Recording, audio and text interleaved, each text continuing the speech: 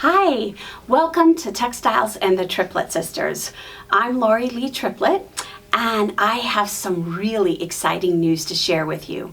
But I'm going to tease you and make you wait till the end to hear the news. But it is about the subject of our video vlog today, and that is chintz quilts. Many years ago, well, not many, that makes it sound like it was a century ago, and it wasn't. But a few years ago, we launched our chintz quilt book in France. We were there at the Carrefour Patchwork, and its quilt show is located in the hills of Alsace in multiple villages in Saint-Marie-en-Mines. Excuse my pronunciation. I know I don't have a good French vocabulary there. But it was a wonderful quilt show, and we enjoyed sharing the exhibition Chintz Quilts from the Poos Collection with the many people that came to see it. Lee Triplett and I, my sister, we gave a gallery talk, and then we're available to sign books for anyone that was interested. And Zanya Cord, our co-author, also joined us to help sign books as well. Now, we were thrilled to be there, but we were amazed at the different reactions to some of the quilts that we saw, and also to our book. So I thought I'd share a little bit with you about the book and talk about some of the quilts too. So this is our book, Chintz Quilts from the Poos Collection, and it has a large history section in it. Now, we researched diligently. Xenia put a lot of time and effort and did an excellent job on detailing out the long history of the chintz quilts and the use of chintz in the world today, as well as when it first started. But some of the individual quilts were real showstoppers.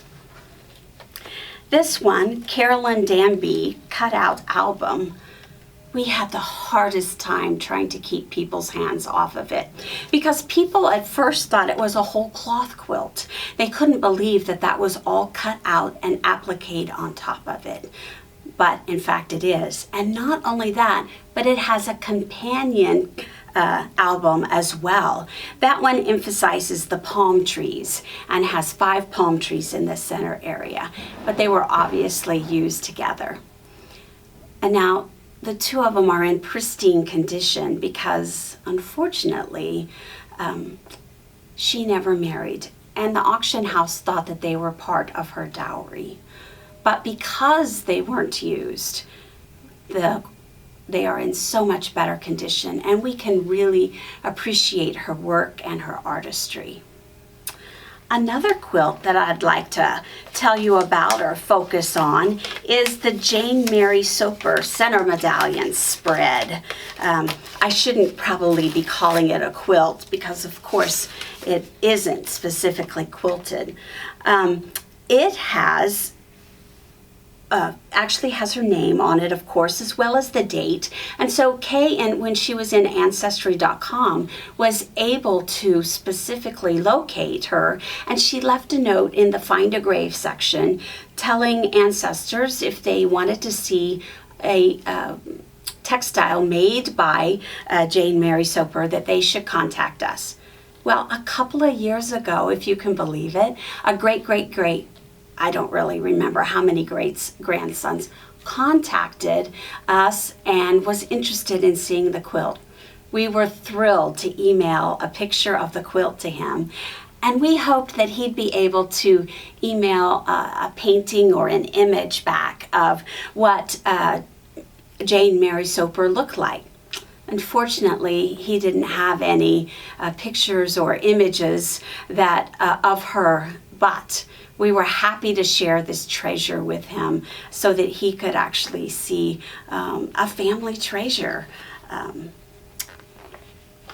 Another quilt that was so fun to research was the Fountain and Swan Center Medallion.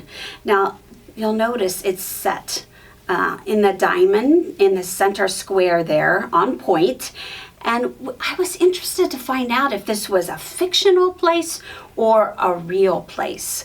And so I was very excited when I located a postcard in the British Museum, and it showed us that it was in fact a real place, Dr. Lettham's Gardens.